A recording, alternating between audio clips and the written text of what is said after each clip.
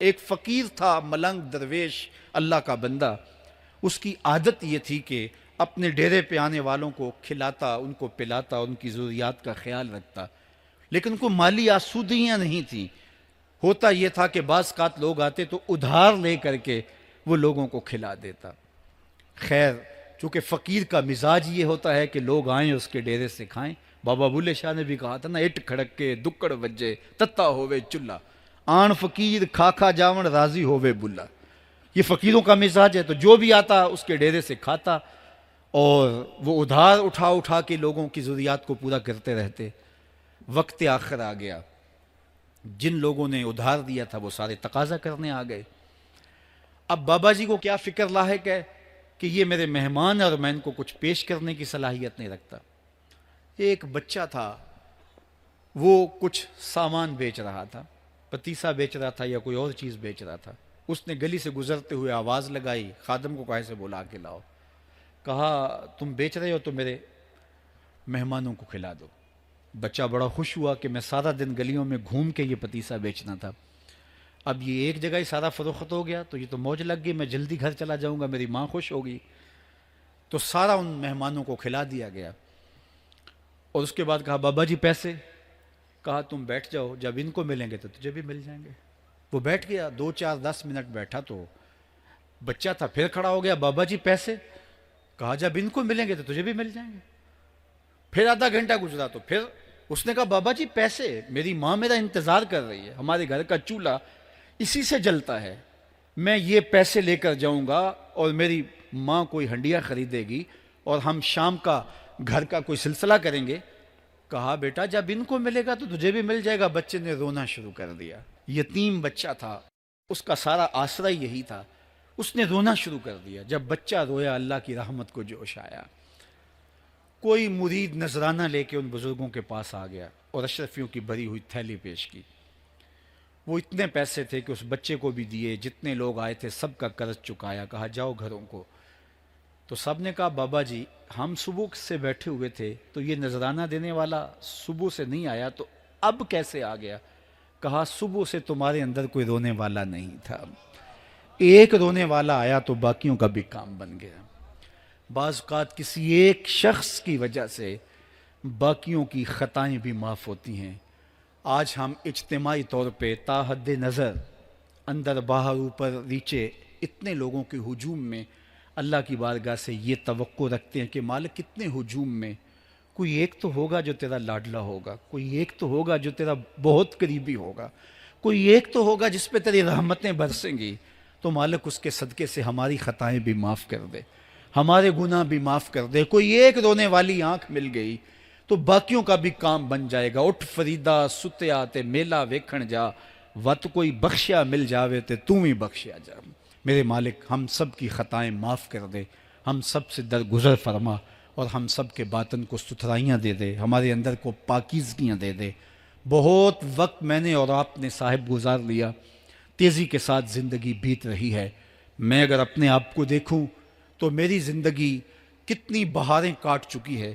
اگر آپ اپنے آپ کو دیکھیں، کوئی 60 سال، کوئی 20 سال، کوئی 25 سال، زندگی تیزی کے ساتھ گزر رہی ہے. بندہ جب سوچتا ہے کہ میں 40 سال کا ہو گیا ہوں تو آگے میری زندگی کے اگر 30 سال بھی ہیں تو 30 سال تو کافی ہیں، لیکن وہ پیچھے اگر پلٹ کے دیکھے تو 40 سال یوں گزر گئے جس طرح چٹکی بجائی جاتی ہے.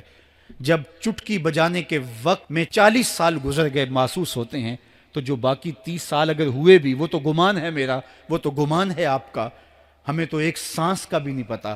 پوچھا گیا زندگی اور موت کے بارے میں کیا خیال ہے؟ کہا فجر پڑی ہے، پتہ نہیں ظہر پڑھ سکیں گے یا کہ نہیں. کہا اتنی لمبی امیدیں لگائے بیٹھے ہو. کہا ظہر پڑی ہے، پتہ نہیں عصر پڑھنے کا موقع نصیب ہوتا ہے کہ نہیں. کہا یہ بھی طول عمل ہے. ایک بولا عصر پڑی ہے، پتہ نہیں مغرب پڑھ سکیں گے یا کہ نہیں. کسی نے کہا ایک رکعت پڑی ہے، پتہ نہیں دوسری رکعت بھی پڑھنا نصیب ہوتی ہے یا نہیں. کہا یہ سب تمہارے منہوں کی باتیں ہیں. میں تو کہتا ہوں ایک طرف سلام پھیرا ہے، پتہ نہیں دوسری طرف سلام بھی پھیر سکیں گے یا کہ نہیں. کیا موت اتنی قریب نہیں ہے؟ ہم نے اپنی آنکھوں کے سامنے لوگوں کو جدا ہوتے یوں نہیں دیکھا ہے. ہم کہتے ہیں اس کی خبر سنا رہے ہو موت کی، یہ تو میں نے ابھی سبزی والی دکان پہ دیکھا تھا. لیکن جب موت آتی ہے تو ایک لمحے کا تقدم اور تاخر نہیں ہوتا. تو صاحب آئیے اپنی زندگی کو اللہ اور اس کے رسول کی راہوں پہ ڈالیں. آج وقت ہے، آج موقع ہے، آج توبہ کا دروازہ کھلا ہے. کل سب کچھ نہیں ہوگا. آج اس کی رحمتیں آواز دے رہی ہیں. آج وقت ہے، وقت پر کافی ہے ایک قطرہ بھی آب خوش ہنگام کا. جل گیا جب کھیت برسا می تو پھر کس کام کا. بعض کا ہوتا ہے کہ ہماری عبادتوں کا سرور باطن حظ نفس میں تبدیل ہو جاتا ہے. ہم سمجھ رہے ہوتے ہیں کہ یہ سرور آ رہا ہے، یہ سرور باطن نہیں ہوتا، یہ حظ نفس ہوتا ہے. آپ کوئی نیک کام کر رہے ہیں اور پھر اس کی نمائش بھی آپ ساتھ کر رہے ہیں، تو اس سے آپ کے نفس کو ایک سرور ملے گا، نفس خوش ہوگا. وہ ایک پھل جھڑی کی طرح ہوتا ہے. ایسے آپ کو ایک نشہ آیا اور وہ آپ نے سمجھا شاید یہ میرے باطن کا سرور ہے. باطن کا سرور تو ایک بہت بڑی دولت ہے. وہ پھل جھڑی کی طرح نہیں ہوتا. وہ اندر طمانیت کو اتار دیتا ہے اور نفس کو نفس مطمئنہ بنا دیتا ہے. تو یہ جو لوگوں کی مدد کر رہے ہیں اور تھیلا ان کو آٹے کا دے کر کے 10 اخباروں میں تصویریں چھپوا رہے ہیں اور پھر اس کو دوستوں کے اندر شیئر کر رہے ہیں اور وہ ماشاءاللہ ماشاءاللہ لکھ رہے ہیں، تو وہ حظ نفس ہے. وہ حظ نفس ہے، وہ حظ روح نہیں ہے، وہ قرار باطن نہیں ہے، وہ تسکین قلب نہیں ہے. تو عبادات کا ایک سرور ہے، ایک لطف ہے، حلاوت ہے، ایک مٹھاس ہے جو اہل ایمان کو حیات طیبہ کی صورت میں نصیب ہوتی ہے. تو جب عبادت کا روحانی لطف آنا شروع ہو جائے، جب ان کا سرور باطن نصیب ہونا شروع ہو جائے، تو پھر سمجھ لینا کہ اللہ ہماری عبادتوں کو قبول کر رہا ہے اور ایک مطمئن اور پاکیزہ زندگی ہے. اللہ اکبر. ارشاد فرمایا وَمَن يَتَّقِ اللَّهَ يَجْعَل لَّهُ مَخْرَجًا.